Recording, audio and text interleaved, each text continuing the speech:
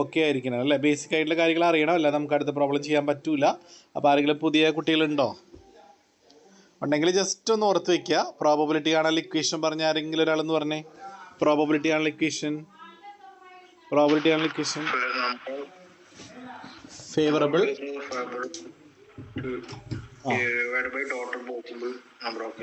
Okay, favourable chance divided by total chance അല്ലേ?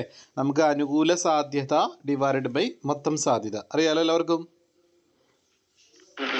Okay, ഒരു question നോക്കാം. A die is thrown. A die ആണ്. എന്താ ഡൈ എന്ന് പറഞ്ഞാൽ? അതന്നെ, പാമ്പും കോണി അല്ലെങ്കിൽ ലുഡോ ഒക്കെ നമ്മൾ കളിക്കുന്ന സാധനമല്ലേ. അതിന് എത്ര ഫേസസ് ഉണ്ട്? 6 ഫേസസ് ഉണ്ട്. എല്ലാവർക്കും അറിയാം അല്ലേ? 6 പുറങ്ങളുള്ള 6 മുഖങ്ങളുള്ള ഒരു സാധനമാണ് ഡൈസ് അല്ലേ? Find the probability of getting A 4 വരാനുള്ള ചാൻസ് എത്രയാണ്? നമുക്കറിയാം ഡൈസിന് എത്ര ഫേസസ് ഉണ്ട് മൊത്തം? 6 ആണ്. അതിൽ 4 വരുന്നത് ആകെ ഒരു സൈഡിലല്ലേ ഉള്ളൂ അല്ലേ? 4 വരുന്നത് 1 ഒരു സൈഡിലുണ്ട്, 2 വേറൊരു സൈഡിൽ, 3 വേറൊരു സൈഡിൽ, അങ്ങനെ 6 എണ്ണം, അങ്ങനെ 6 സൈഡ്, അങ്ങനെയല്ലേ അല്ലേ? അപ്പം 4 വരാനായിട്ട് സാധ്യത എത്രയാ? 1/6. 1 നമുക്ക് ഫേവറബിൾ ആയിട്ടുള്ളത്, അനുകൂലമായിട്ടുള്ളത്. ബൈ മൊത്തം 6. അടുത്ത ഈവൻ നമ്പറോ? ഈവൻ നമ്പർ ഏതൊക്കെയാ? 2 വരാം. 2, 4, 6. അപ്പം എത്ര ചാൻസ് ഉണ്ട്? 3 ചാൻസ്. അപ്പം 3/6. ഇനി 3 or 5. 3 or 5 എന്ന് പറഞ്ഞാൽ 3 അല്ലെങ്കിൽ 5 അല്ലേ? 3 അല്ലെങ്കിൽ 5 വരാനുള്ള ചാൻസ് എത്രയാ? 2 ചാൻസ്. 3 വരാമെന്ന് പറഞ്ഞാൽ ഒരു ചാൻസ്, 5 വരാൻ ഒരു ചാൻസ്, മൊത്തം 2/6. Less than 3. 3-ൽ താഴെ വരാനായിട്ടുള്ള ചാൻസ് എത്രയാ? 3-ൽ താഴെ എന്ന് പറയുമ്പോൾ 3 നമ്മൾ ഉൾപ്പെടുത്തുമോ? ഇല്ല, 3-ൽ താഴെ എന്നല്ലേ പറഞ്ഞേക്കണേ. അപ്പം 3 വരൂല. അപ്പോൾ 1 അല്ലെങ്കിൽ 2 അല്ലേ? അപ്പോൾ എത്ര ചാൻസാ? 2/6. ക്ലിയർ ആയോ എല്ലാവർക്കും? അപ്പോൾ ഈ പ്രോബബിലിറ്റി എല്ലാവർക്കും മനസ്സിലായോ ക്വസ്റ്റ്യൻ? ആർക്കെങ്കിലും ഡൗട്ട് ഉണ്ടെങ്കിൽ ചോദിച്ചോളൂ. ക്ലിയർ ആണ്. അടുത്ത 2 അൺബൈസ്ഡ് ഡൈസ് ആർ ത്രോൺ. എത്ര ഡൈസ് ത്രോ ചെയ്യണേ? 2 എണ്ണം. Find the probability that both the dice show the same number. 2 ഡൈസിലും ഒരേ നമ്പർ വരാനായിട്ടുള്ള സാധ്യത എത്ര? 1 ഡൈ ഷോസ് 5. ഒരെണ്ണത്തിൽ 5 വരാനായിട്ടുള്ള സാധ്യത എത്ര? First die shows 5. ആദ്യത്തെ ഡൈയിൽ 5 വരാനായിട്ടുള്ള സാധ്യത എത്ര? Total of the numbers on the dice is 8. രണ്ടും കൂടി കൂട്ടുമ്പോൾ 8 വരാനായിട്ടുള്ള സാധ്യത എത്ര? Total of the numbers on the dice is greater than 8. Total 8-ൽ കൂടുതൽ വരാനായിട്ടുള്ള ചാൻസ് എത്ര? Sum of 10. സം 10 വരാനായിട്ടുള്ള സാധ്യത എത്ര? ഓക്കെ അല്ലേ? ക്വസ്റ്റ്യൻ ക്ലിയർ അല്ലേ?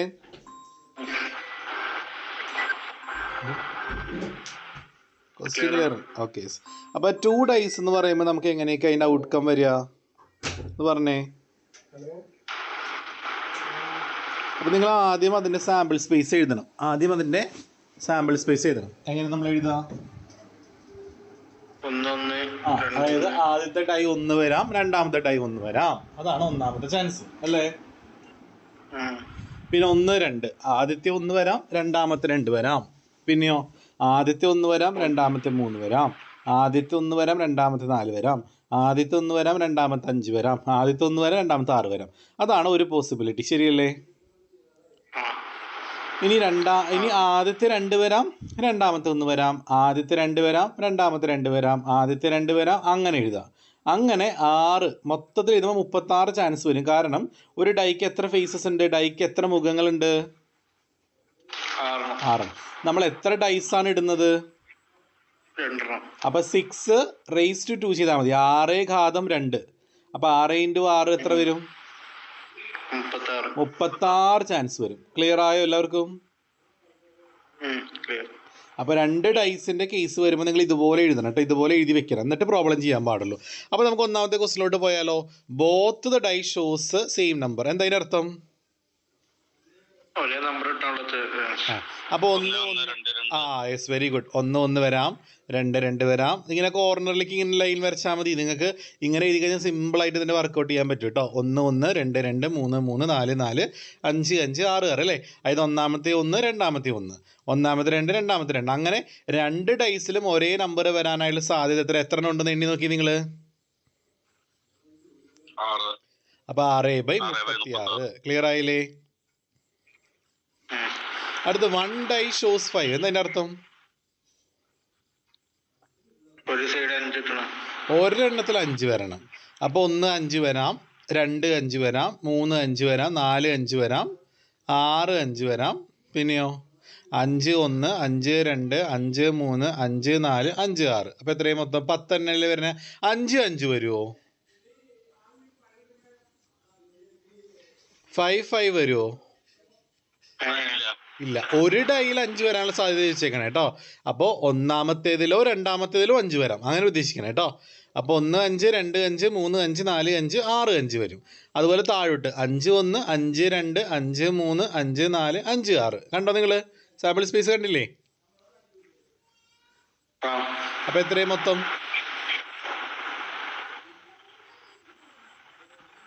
10. അപ്പോൾ 10/36. ക്ലിയർ അല്ലേ?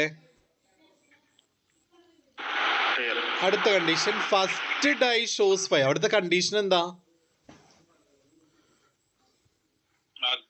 ആദ്യത്തെ ഡൈയിൽ 5 വരാം. അപ്പൊ രണ്ടാമത്തെ 5 വന്നുകൊണ്ട് കുഴപ്പമില്ല കേട്ടോ. നമ്മുടെ കണ്ടീഷൻ പ്രകാരം ആദ്യത്തേത് 5 മാത്രം ആയാൽ മതി, ബാക്കി എന്ത് വേണമെങ്കിലും ആവാം. അപ്പൊ നോക്കി, 5 1 വരാം, 5 2 വരാം, 5 3 5 4 5 5 5 6. എത്ര വരും മൊത്തം? 6. Very good. ക്ലിയർ ആയില്ലേ സംഭവം? കണ്ടീഷൻ നോക്കണം. ഇനി ടോട്ടൽ രണ്ടും കൂടി കൂട്ടുമ്പോൾ 8 വരാനുള്ള സാധ്യത എത്രയാ? അത് നിങ്ങൾക്ക് ഇങ്ങനെ ക്രോസ് ചെയ്യാം കേട്ടോ. നോക്കി നിങ്ങൾ ഇങ്ങനെ ക്രോസ് ചെയ്തെടുക്കാൻ വേണമെങ്കിൽ 2 6 8 അല്ലേ? 2 6 കൂടി കൂട്ടുമ്പോൾ 8 അല്ലേ വരിക? അല്ലേ? അതായത് തൊട്ട് മേളിൽ കോർണറിലേക്ക് നോക്കി 3 5 കൂട്ടുമ്പോൾ എത്ര വരിക? തൊട്ട് മുകളിൽ 4 4 8 5 3 8 6 2 8. കണ്ടോ? ഇങ്ങനെ വരച്ചാൽ മതി, ലൈൻ വരച്ചാൽ മതി. മനസ്സിലായോ? ആ, അതായത് ഇങ്ങനെ ലൈൻ ഇങ്ങനെയാണ് ലൈൻ വരയ്ക്കേണ്ടത്. മനസ്സിലായോ? ഇങ്ങനെ ലൈൻ വരച്ചാൽ നമുക്ക് കിട്ടും. അപ്പോൾ 2 6. മനസ്സിലായില്ലേ? കണ്ടില്ലേ സ്ക്രീനിൽ? ലൈൻ കാണുന്നുണ്ടോ സ്ക്രീനിൽ? ഞാൻ ലൈൻ കാണുന്നുണ്ട് അല്ലേ? Okay okay, yes. അപ്പോൾ അങ്ങനെ ലൈൻ വരച്ചാൽ നമുക്ക് എന്ത് കിട്ടും? യെസ്, ഇതുപോലെ നമുക്ക് ആൻസർ കിട്ടും. ഓക്കെ അല്ലേ? ഇനി അടുത്ത ക്വസ്റ്റ്യനിലേക്ക് നമുക്ക് പോവാം. Next, total of the numbers on the dice is greater than 8. എന്താ അതിൻ്റെ അർത്ഥം? 8നേക്കാൾ കൂടുതൽ വരാനായിട്ടുള്ള ചാൻസ് എത്ര? അപ്പോൾ നമുക്ക് 8 നമുക്കിപ്പോൾ കിട്ടിയില്ലേ? 8 നമുക്ക് കിട്ടിയില്ലേ? 8 നമ്മളിത് ഇങ്ങനെയാണ് കണ്ടുപിടിച്ചത്, ശരിയല്ലേ? അല്ലേ? ലൈൻ കാണുന്നുണ്ടോ സ്ക്രീനിൽ? അതിന് താഴെയുള്ളതൊക്കെ ശരിക്കും 8നേക്കാൾ കൂടുതലാണ്. നോക്കി, 6 + 3 എത്രയാ? 4 5 5 4 6 3 9 4 6 10 5 5 10 6 4 10 5 6 11 6 5 11 6 6 12. അപ്പോൾ എത്ര എണ്ണം നോക്കി? 1 2 3 4 5 6 7 8 9 10 ആണോ വരണേ? 10 ആണ് നമ്മുടെ ആൻസർ. ക്ലിയർ ആയോ? യെസ്. അപ്പം ഇങ്ങനെയാണ് നമുക്ക് എന്ത് വരിക? യെസ്, എക്സാമിന് വരിക. അപ്പോൾ ഇതുപോലെ നമ്മൾ ചെയ്ത് കഴിഞ്ഞാൽ നമുക്ക് ആൻസർ ഈസി ആയിട്ട് നമുക്ക് കണ്ടുപിടിക്കാം. അടുത്ത സം ഓഫ് 10 വരാനുള്ള ചാൻസ് പറഞ്ഞേ. 4 6. അപ്പോൾ എത്ര ചാൻസാ? 3 അപ്പോൾ 3/36. ക്ലിയർ ആയോ എല്ലാവർക്കും? ഡൗട്ടില്ലല്ലോ? സെറ്റ് അല്ലേ? നമുക്ക് അതിന് ആൻസർ കിട്ടി, 3/36. അപ്പോൾ അടുത്ത ദിവസത്തിലോട്ട് പോയാലും റെഡി അല്ലേ എല്ലാവർക്കും? ക്ലിയർ ആയില്ല? അങ്ങനെ എഴുതിയെങ്കിൽ ലൈൻ വരച്ച് നമുക്ക് കിട്ടും കേട്ടോ. അടുത്ത ക്വസ്റ്റ്യനാണ്, A ball is drawn from A bag containing 4 white 6 black and 5 green balls. ഒരു ബാഗിനകത്ത് എന്തുണ്ട്? 4 വൈറ്റ് ഉണ്ട്, 6 ബ്ലാക്ക് ഉണ്ട്, 5 ഗ്രീൻ ബോൾ ഉണ്ട്. A ball is drawn. എന്താ എ ബോൾ ഈസ് ഡ്രോൺ എന്ന് പറഞ്ഞാൽ? അതിൽ നിന്നും ഒരു ബോൾ എടുത്താൽ. അപ്പൊ എത്ര ബോൾ എടുക്കണത്? A ball is drawn. എന്താണ് എ ബോൾ എന്ന് പറഞ്ഞാൽ? ഒരു ബോൾ എടുത്താൽ ആ ഒരു ബോൾ എന്താവാനായിട്ടുള്ള സാധ്യത? വൈറ്റ് ആവാനായിട്ടുള്ള സാധ്യത. അപ്പോൾ വൈറ്റ് എത്ര എണ്ണം ഉണ്ട് മക്കളെ? 4. മൊത്തം എത്ര ബോൾ ഉണ്ട്? 6, 4, 10, 5, 15 അല്ലേ? അപ്പൊ എത്ര ആൻസർ വരിക?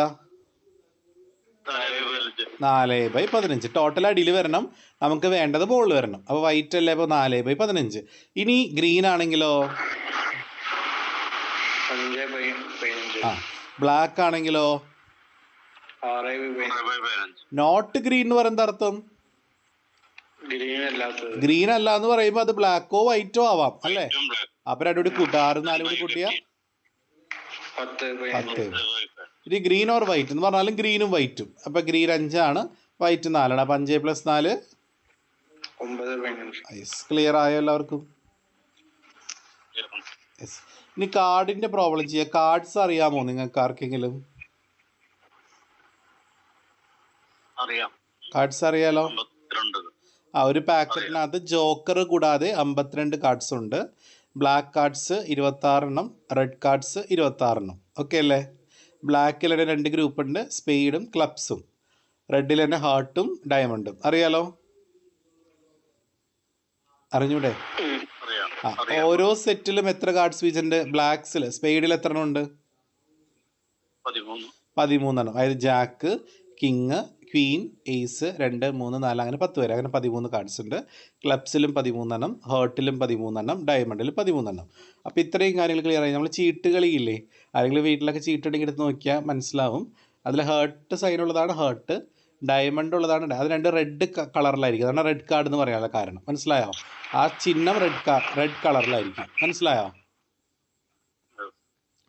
ഇനി ഒരു പൂ പോലെയും പിന്നെ ഒരു ഒരു ഹെഡ് നമ്മൾ തിരിച്ചിട്ട പോലെ വരില്ല, അതാണ് ക്ലബ്സും സ്പെയ്ഡും. ഓക്കെ, അത് ബ്ലാക്ക് കളറിലായിരിക്കും അതിൻ്റെ ചിഹ്നം ഉണ്ടാവുക ആ കാർഡ്സിൽ. അതാണ് ബ്ലാക്ക് കാർഡ്സ് എന്ന് പറയാനുള്ള കാരണം. ക്ലിയർ ആണോ? A card is drawn from a pack of cards. ഒരു പാക്കറ്റിൽ നിന്നും എ കാർഡ് ഈസ് ഡ്രോൺ. എന്താ എ കാർഡ് ഈസ് ഡ്രോൺ എന്ന് പറഞ്ഞാൽ? ഒരു കാർഡ് എടുത്താൽ അത് ബ്ലാക്ക് കാർഡ് ആവാനുള്ള ചാൻസ് എത്ര? ബ്ലാക്ക് എത്ര എണ്ണം ഉണ്ട് മൊത്തം പാക്കറ്റിൽ? 26 അല്ലേ? 13, 13, 26 അല്ലേ? അപ്പോൾ 26/52. ഇനി കിങ് ആകാനോ? കിങ് എന്ന് പറഞ്ഞാൽ ഓരോ സെറ്റിലും കിങ് ഉണ്ട് അല്ലേ? അപ്പോൾ എത്ര കിങ് ഉണ്ട് മൊത്തം? അപ്പോൾ 4/52. ഇനി ക്വീൻ അതുപോലെ തന്നെയാണ്, ഓരോന്നിലും ഓരോ സെറ്റിലും ക്വീൻ ഓരോന്നുണ്ട്. അപ്പോൾ 4/52 തന്നെ. അടുത്ത സ്പെയ്ഡ്. സ്പെയ്ഡ് എന്ന് പറഞ്ഞ ഒരു സെറ്റ് അല്ലേ? അപ്പോൾ ഒരു സെറ്റിൽ മൊത്തം സ്പെയ്ഡ് എത്ര ഉണ്ട്? 13/52. ഇനി കിങ് ആകണം, പക്ഷെ സ്പെയ്ഡിൽ തന്നെ കിങ് ആവണം. സ്പെയ്ഡിൽ ആകെ ഒരു കിങ് അല്ലേ ഉള്ളൂ അല്ലേ? എ സ്പെയ്ഡ് കിങ് എന്ന് പറഞ്ഞാൽ സ്പെയ്ഡിലെ കിങ് ആവണം. അപ്പോൾ 1/52 ഒരെണ്ണല്ലേ ഉള്ളൂ. യെസ്. ഇനി കിങ് ഓർ ക്വീൻ എന്ന് പറയുന്ന അർത്ഥം? കിങ് 4 എണ്ണം, ക്വീൻ 4 എണ്ണം. അപ്പോൾ 8/52. ക്ലിയർ ആയോ എല്ലാവർക്കും? സംശയം ഉണ്ടോ?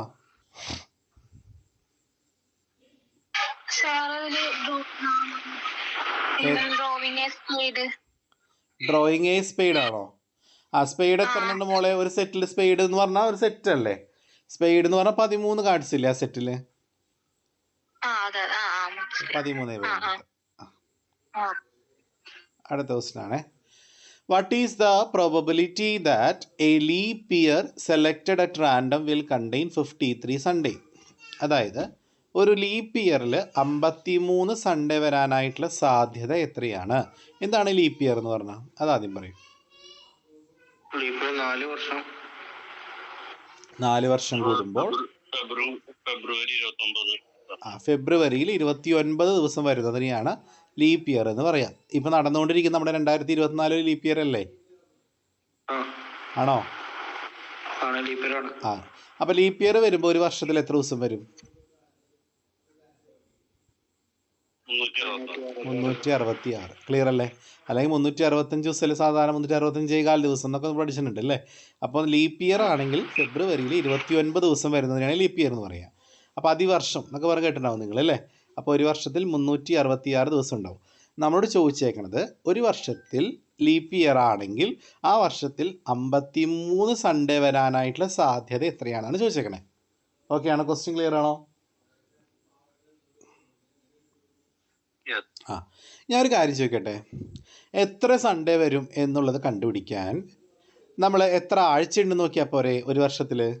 അത്രയും ആഴ്ചകൾ അത്രയും സൺഡേ ഉണ്ടാവൂലേ? ഒരാഴ്ചയിൽ ഒരു സൺഡേ ഉറപ്പായിട്ടുണ്ടാവൂലേ? രണ്ടാഴ്ച 2 സൺഡേ ഉണ്ടാവൂലേ? 52 സൺഡേ ഉണ്ടാവും. അപ്പം 366-നെ നമ്മൾ എത്ര വെച്ച് ഡിവൈഡ് ചെയ്യണം? ഒരു വർഷത്തിൽ ഒരാഴ്ചയിൽ എത്ര ദിവസം? ഒരാഴ്ചയിൽ 7 ദിവസം. അപ്പം 366-നെ 7 വെച്ച് ഡിവൈഡ് ചെയ്താൽ എത്ര ആഴ്ചന്ന് കിട്ടില്ലേ? 52.2 കിട്ടുന്നുണ്ടോ നോക്കി കാൽക്കുലേറ്ററിൽ.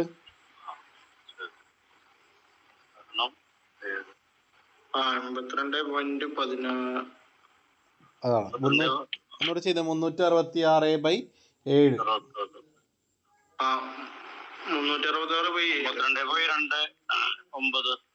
യെസ്, 28.28 റൗണ്ട് ചെയ്യുമ്പോൾ 2 നമുക്ക് വേണമെങ്കിൽ എഴുതാം അല്ലേ? 2.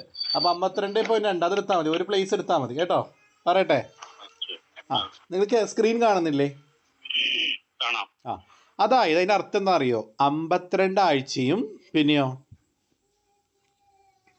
2 ദിവസം. അതാണ് അതിൻ്റെ അർത്ഥം. മനസ്സിലായോ? 366-നെ 7 വെച്ച് ഡിവൈഡ് ചെയ്തപ്പോൾ നമുക്ക് 52.2 കിട്ടി. അതിനർത്ഥം എന്താ? 52 ആഴ്ചയും 2 ദിവസം. നമ്മളോട് ചോദിച്ചേക്കണത് എത്ര സൺഡേ വരാനുള്ള സാധ്യതയാ? Question 53 Sunday. നമുക്കൊരു കാര്യം അറിയാലോ, 52 ആഴ്ച ഉണ്ടെങ്കിൽ എന്തായാലും 52 സൺഡേ ഉണ്ടാവൂലേ മക്കളെ? എന്തായാലും ഉണ്ടാവും. പിന്നെ ആ 2 ദിവസത്തിൽ ഏതെങ്കിലും ഒരെണ്ണം, 2 ദിവസത്തിൽ ഏതെങ്കിലും ഒരു ദിവസം നമുക്ക് എങ്ങനെ കിട്ടിയാൽ, സൺഡേ കിട്ടിയാൽ നമുക്കത് 53 സൺഡേയോ? ശരിയാണോ? കത്തുന്നുണ്ട് പറയണത്. 366-നെ 7 വെച്ച് ഡിവൈഡ് ചെയ്തപ്പോൾ നമുക്ക് 52.2 കിട്ടി. അതിനർത്ഥം 52 ആഴ്ചയും 2 ദിവസം. 52 ആഴ്ചയിൽ എന്തായാലും 52 സൺഡേ ഉണ്ടാവും. അപ്പോൾ 52 സൺഡേ ഉറപ്പായിട്ട് ഒരു വർഷത്തിൽ കിട്ടും നമുക്ക്. പിന്നെ വരുന്ന 2 ദിവസം എക്സ്ട്രാ വരില്ല, 2 ദിവസം. ആ 2 ദിവസത്തിൽ ഏതെങ്കിലും ഒരെണ്ണം നമുക്ക് സൺഡേ ആണെങ്കിൽ നമുക്ക് 53 സൺഡേ കിട്ടും. ശരിയല്ലേ? അപ്പോൾ ആ 2 ദിവസം എങ്ങനെയൊക്കെ വരാം? ഞായർ തിങ്കൾ വരാം, അല്ലെങ്കിൽ തിങ്കൾ ചൊവ്വ വരാം, അല്ലെങ്കിൽ ചൊവ്വ ബുധൻ, ട്യൂസ്ഡേ വെനസ്ഡേ ആവാം, വെനസ്ഡേ തേഴ്സ്ഡേ ആവാം, തേഴ്സ്ഡേ ഫ്രൈഡേ ആവാം, ഫ്രൈഡേ സാറ്റർഡേ ആവാം, സാറ്റർഡേ സൺഡേ ആവാം. ഇതിൽ എങ്ങനെ വന്നാലും നമുക്ക് സൺഡേ കിട്ടുക?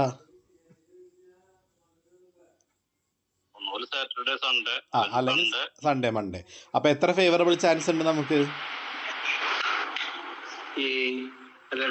2. Total chance 7. അപ്പോൾ 2/7. That is answer 2/7. Clear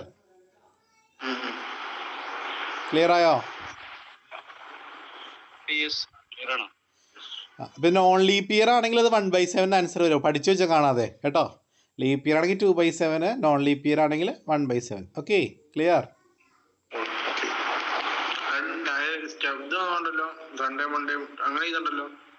just അപ്പോൾ 1 ആയിരിക്കും വരിക. ഈ 52.1 കിട്ടുക. അപ്പോൾ 1 ഡേ എങ്ങനെയാവാം? സൺഡേ ആവാം, മൺഡേ ആവാം, ട്യൂസ്ഡേ ആകാം, വെനസ്ഡേ ആകാം, തേഴ്സ്ഡേ ആകാം, ഫ്രൈഡേ സാറ്റർഡേ ആവാം. അപ്പോൾ ആ ഒരു ചാൻസ് അല്ലേ ഉള്ളൂ സൺഡേ ആവാൻ. അപ്പോൾ 1/7. മനസ്സിലായോ? നമ്മുടെ ആൻസർ എഴുതുമ്പോൾ ഇങ്ങനെ വിശദമായിട്ട് എഴുതുന്നു. മൺഡേ, സൺഡേ 5 മാർക്കിനൊക്കെ ആണെങ്കിൽ എഴുതേണ്ടി വരും. അപ്പോൾ ഇതുപോലെ എഴുതിയാൽ മതി, ഇപ്പോൾ എഴുതിയേക്കണ പോലെ കേട്ടോ. അപ്പോൾ 365-നെ എന്ത് ചെയ്യണം? 7 വെച്ച് ഡിവൈഡ് ചെയ്യണം. 365 ആവില്ലേ നോൺ ലീപ്പ് ഇയർ എന്ന് പറയുമ്പോൾ? അപ്പോൾ 52.1 കിട്ടും. അപ്പോൾ 52 ആഴ്ചയിൽ എന്തായാലും 52 സൺഡേ. പിന്നെ ആ ഒരു ദിവസം എങ്ങനെ വരാം? ആ 1 എങ്ങനെ വരാം? ആവാം, മൺഡേ, അങ്ങനെ എഴുതണം. എന്നിട്ട് ആ ഒരു ചാൻസ് അല്ലേ സൺഡേ വരപ്പോൾ 1/7. ക്ലിയർ ആയില്ലേ? ഇനി ഒരു നല്ല അടിപൊളി ക്വസ്റ്റ്യൻ ആണ്, ശ്രദ്ധിക്കുക കേട്ടോ. If odds in favour of a solving a problem are 2-3, എന്താ അതിൻ്റെ അർത്ഥം?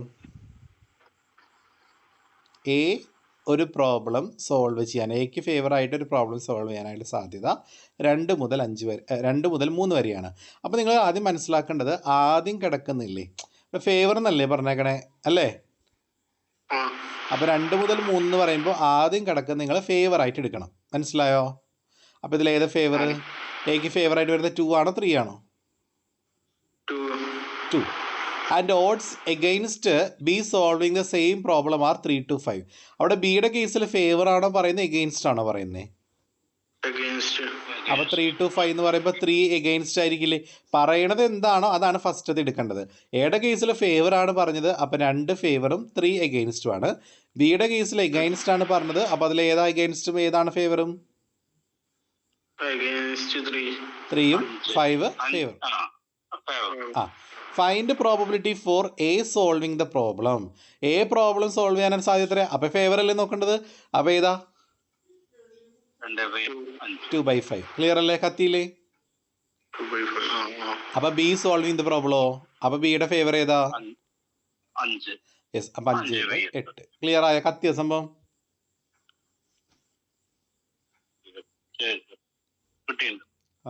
ഫേവർ എന്നാണ് പറഞ്ഞിരിക്കുന്നെങ്കിൽ ആദ്യത്തെ ഫേവർ ആയിട്ട് എടുക്കുക. എഗെയിൻസ്റ്റ് ആണ് പറയുന്നെങ്കിൽ ആദ്യത്തെ എഗെയിൻസ്റ്റ്. ക്ലിയർ അല്ലേ? കത്തിയില്ലേ?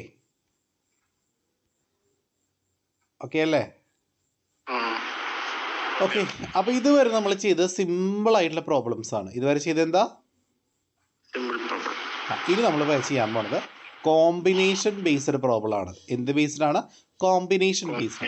ഇത് ചെയ്യണമെങ്കിൽ നമുക്ക് ഒന്നില്ലെങ്കിൽ നമുക്ക് എന്ത് വേണം? സയൻറ്റിഫിക് കാൽക്കുലേറ്റർ വേണം, അല്ലെങ്കിൽ ലോഗരിതം ടേബിൾ വേണം, അല്ലെങ്കിൽ നമുക്കത് ചെയ്യാനായിട്ട് അറിയണം. ഇങ്ങനെ 3 രീതികളാണുള്ളത്. അപ്പോൾ സയൻറ്റിഫിക് കാൽക്കുലേറ്റർ നിങ്ങളുടെ കയ്യിൽ ഉണ്ടോ?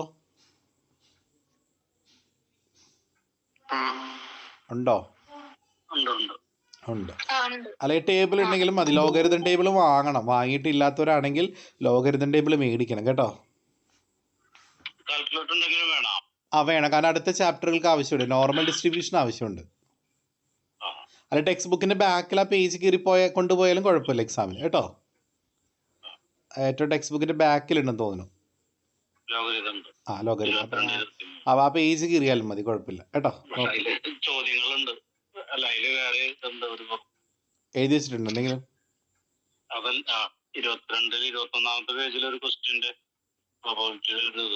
അല്ല, നമുക്ക് അത് ആവശ്യമില്ല.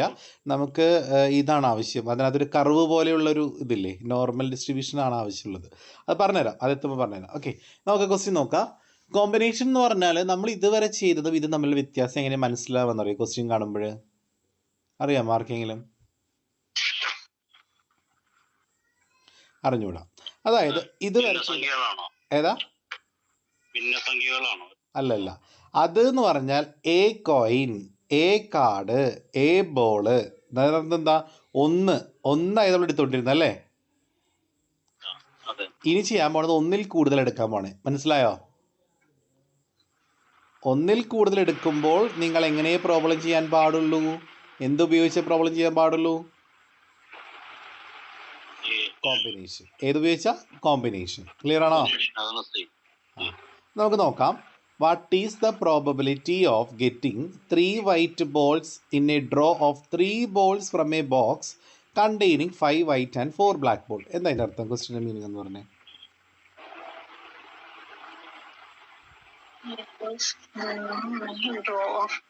ഒരു ബോക്സിൽ 5 വൈറ്റും ഉണ്ട്. ആ ബോക്സിന് എത്ര ബോൾ എടുക്കുന്നു? 3 ബോൾ. ആ 3ഉം എന്താവാനുള്ള സാധ്യത? അപ്പൊ നമ്മൾ ഇതുവരെ ചെയ്ത പ്രോബ്ലം ഈ തമ്മിൽ വ്യത്യാസം പറഞ്ഞേ.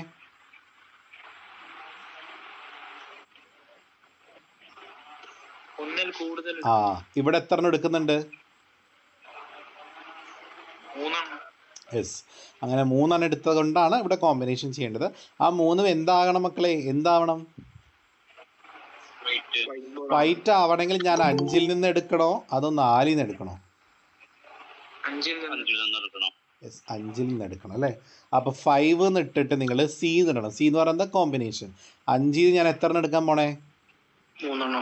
അപ്പോൾ 5C3 ബൈ ടോട്ടൽ ചാൻസ് എത്രയാണ്? മൊത്തം എത്ര ബോൾ ഉണ്ട് ബാഗിൽ? 9C3. ടോട്ടലി എന്നല്ലേ 3 എടുക്കണേ. അപ്പോൾ എൻ്റെ ആൻസർ 5C3 ബൈ 9C3 എന്നാണ് എഴുതേണ്ടത്. ക്ലിയർ ആയോ? 5C3 by 9C3 total chance. Total ball 9 അല്ലേ? അതാണ് 9C3 എന്ന് എഴുതാനുള്ള കാരണം. ക്ലിയർ ആയോ? കത്തിയോ? അപ്പോൾ ഞാനൊരു കാര്യം ചോദിക്കട്ടെ. ഈ മൂന്നും ബ്ലാക്ക് ആവാനായിട്ട് സാധ്യത ചോദിച്ചെങ്കിലോ എങ്ങനെയായിരിക്കും ആൻസർ വരിക? 4C3.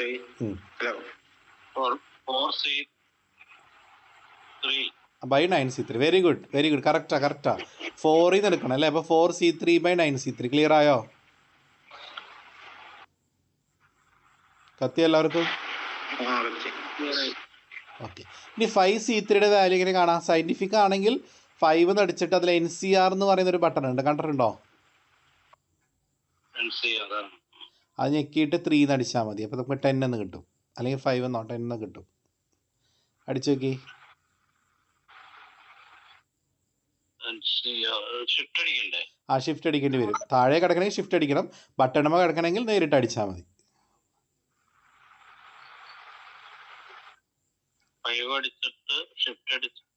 ആ ബട്ടൺ ഞെക്കിയിട്ട് 3 എന്ന് അടിക്കുക. 5C3യുടെ വാല്യൂ വന്നാ 10. Yes, correct. രാജേന്ദ്ര ചേട്ടൻ കിട്ടിയോ? ആ ബട്ടൺ കണ്ടോ? NCR താഴെയോ മേലെ എവിടെ താഴെ എവിടെയോ ഏതോ ബട്ടണിലുണ്ടാവും.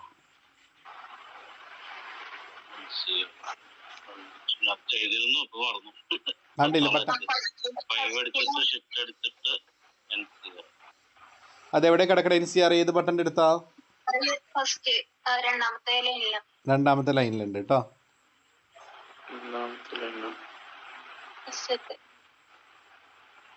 രണ്ടാമത്തെ ലൈനിലല്ലേ? ഷിഫ്റ്റിന് നടുവിലല്ലേ? റൂട്ടിന്റെ മേലായിട്ടുണ്ടാവും, നോക്കി നോക്കി.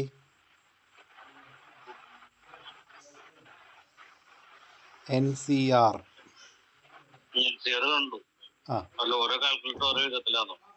അതെ. ചിലപ്പോൾ ബട്ടണിൽ NCR എന്നുണ്ടാവും. ബട്ടണിലുണ്ടെങ്കിൽ ബട്ടൺ ഞെക്കിയാൽ മതി, പുറത്താണെങ്കിൽ ഷിഫ്റ്റ് ഞെക്കിയിട്ട് വേണം ഞെക്കാൻ.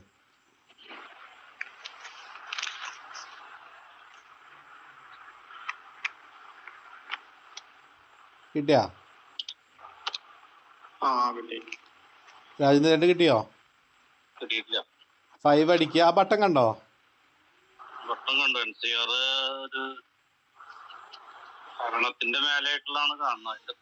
അപ്പൊ ഒരു കാര്യം ചെയ്യാം, അത് ബട്ടണുമ്പോഴാണോ ഉള്ളത് പുറത്താണ് എഴുതിയേക്കണേ? അപ്പൊ എന്ത് ചെയ്യണമെന്ന് അറിയോ? 5 അടിച്ചിട്ട് ഷിഫ്റ്റ് അടിക്കുക. ഷിഫ്റ്റ് അടിച്ചിട്ട് ആ ബട്ടൺ ഞെക്കുക.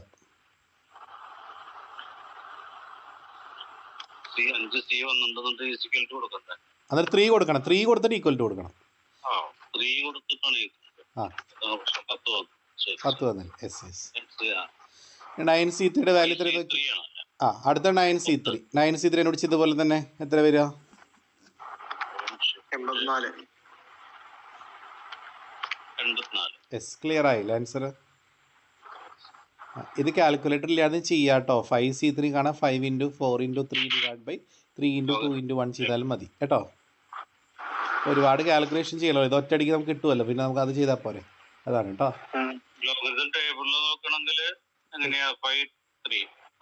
5 എടുക്കുക ലെഫ്റ്റിൽ നിന്ന്, മുകളിൽ C3 എടുക്കുക. സിമ്പിൾ ആണ്.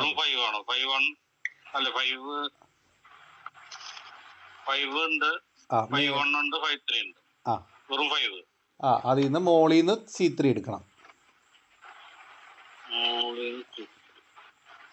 10 ആണോ കിടക്കണേ?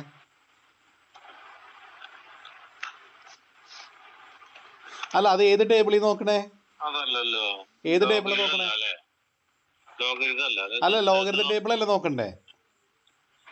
വേറൊരു കർവിന്റെ ഇപ്പുറത്തൊരു ടേബിൾ കാണാം, ഒരു നോർമൽ കർവിന്റെ തൊട്ടിപ്പുറത്തായിട്ട്. അതിൽ 5 എടുക്കണം. ലെഫ്റ്റ് ചെയ്ത് മേളിൽ C3 എടുക്കണം.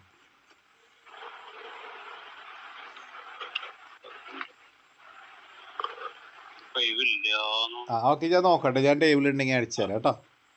ഓക്കെ, അടുത്ത question. A committee is to be constituted by selecting 2 people at random from a group consisting of 3 economists and 4 statisticians. എന്താ അതിൻ്റെ അർത്ഥം? ഒരു ഗ്രൂപ്പിനകത്ത് ഒരു 3 എക്കണോമിസ്റ്റും 4 സ്റ്റാറ്റിസ്റ്റീഷ്യനും ഉണ്ട്. ഒരു ഗ്രൂപ്പിൽ എത്ര പേരുണ്ട്? 3 എക്കണോമിസ്റ്റും 4 സ്റ്റാറ്റിസ്റ്റീഷ്യനും. അതിൽ നിന്ന് നമ്മൾ എത്ര പേരെ സെലക്ട് ചെയ്യുന്നത്? Selecting 2 people. 2 പേരെ സെലക്ട് ചെയ്യാൻ പോവാണേ. അപ്പോൾ find the probability that the committee will consist of 2 economist. ആ 2 പേരും എക്കണോമിസ്റ്റ് ആവാനായിട്ടുള്ള സാധ്യത എത്ര? അപ്പോൾ എവിടെ നിന്ന് സെലക്ട് ചെയ്യണം?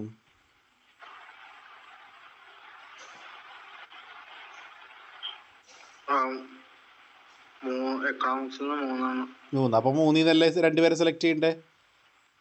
അപ്പോൾ എങ്ങനെ ആൻസർ വരിക? 3 C2 divide by 7 C2. Clear ആയോ എല്ലാവർക്കും? 3C2/7C2 ക്ലിയർ ആയോ? മൊത്തം 3 എക്കണോമിസ്റ്റ് 4 സ്റ്റാറ്റിസ്റ്റീഷ്യനാണ് ഉള്ളത് ഗ്രൂപ്പിൽ. അതിൽ നിന്ന് 2 പേരെ സെലക്ട് ചെയ്യാൻ പോവാണ്. ആ 2 പേരും എക്കണോമിസ്റ്റ് ആകണമെങ്കിൽ എക്കണോമിസ്റ്റ് സെലക്ട് ചെയ്യണം, 3 നിന്ന് സെലക്ട് ചെയ്യണം. അപ്പോൾ 3C2/7C2 ക്ലിയർ ആണെങ്കിൽ റെസ്പോണ്ട് ചെയ്തേ. ഇനി 2 സ്റ്റാറ്റിസ്റ്റീഷ്യൻ, 2 സ്റ്റാറ്റിസ്റ്റീഷ്യൻ ആവാനുള്ള സാധ്യത എത്രയാ? അപ്പോൾ എവിടെ നിന്ന് എടുക്കണ്ടേ? 4 C2 divided by 7C. Okay yes. ഇനി 1 എക്കണോമിസ്റ്റ് ആൻഡ് വരുമ്പോൾ എന്താ ചെയ്യേണ്ടതെന്ന് അറിയാം. നേരത്തെ ഓറല്ലേ വന്നത്, ഓർ വന്നപ്പോൾ കൂട്ടിയില്ലേ നമ്മൾ. ആൻഡ് വരുമ്പോൾ ഇൻറ്റു ആണ് ചെയ്യേണ്ടത് കേട്ടോ, ഓർത്ത് വയ്ക്കുക, എവിടെയെങ്കിലും എഴുതി വയ്ക്കുക. ആൻഡ് വന്നാൽ ഇൻറ്റു ആണ് ചെയ്യേണ്ടത്. അപ്പോൾ 1 എക്കണോമിസ്റ്റ്, അപ്പോൾ ഒരാളിനെ എവിടെ നിന്ന് എടുക്കണം? ഒരാളെ എവിടെ നിന്ന് എടുക്കണം? 3 എക്കണോമിക്സ്. അപ്പോൾ 3C1 ആൻഡ് വരുമ്പോൾ എന്ത് ചെയ്യണം? Into 1 statistician. ആ 1നെ എവിടെ നിന്ന് എടുക്കണം? 4C1 by total chance 7C2. മൊത്തം 2 പേരല്ലേ എടുക്കണം 7C2. ക്ലിയർ ആയോ?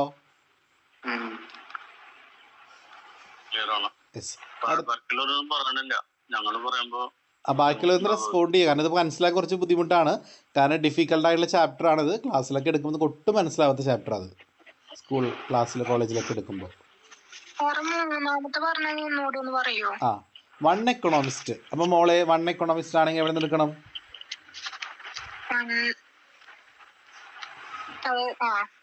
3 എടുക്കണം. അപ്പോൾ 3C1. ക്ലിയർ ആയോ? ആൻഡ് വരുമ്പോൾ എന്ത് ചെയ്യണമെന്ന് പറഞ്ഞു? ഇൻറ്റു അടുത്ത ആള് 2 പേര് എടുക്കണമല്ലോ. ഒരാൾ എക്കണോമിസ്റ്റ്, ഒരാൾ സ്റ്റാറ്റിസ്റ്റീഷ്യൻ ആവണം. അപ്പോൾ ആ ഒരാളെ എവിടെ നിന്ന് എടുക്കണം? 4C1. ക്ലിയർ ആയില്ലേ? അടിയിൽ എപ്പോഴും ടോട്ടൽ ചാൻസേ വരുള്ളൂ 7C2 കേട്ടോ.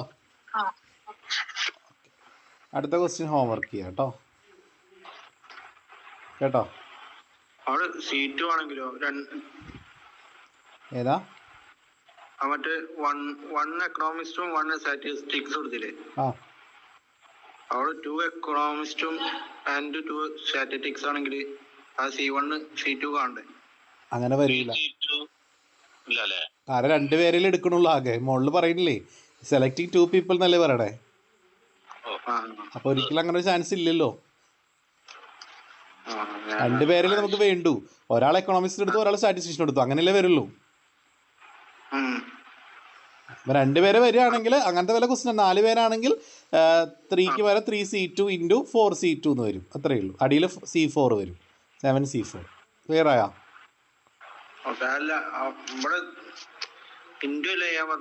ഇൻറ്റു തന്നെ വാല്യൂ കണ്ടിട്ട് അപ്പോൾ 3C1ൻ്റെ വാല്യൂ കാൽക്കുലേറ്റ് അടിച്ച് നോക്കി 3 എന്നായിരിക്കും കിട്ടുക. നോക്കി നോക്ക്. ഏതൊരു നമ്പർ 1 ആണെങ്കിൽ ആ നമ്പർ തന്നെയാണ്. നോക്കി നോക്കി കാൽക്കുലേറ്ററിൽ.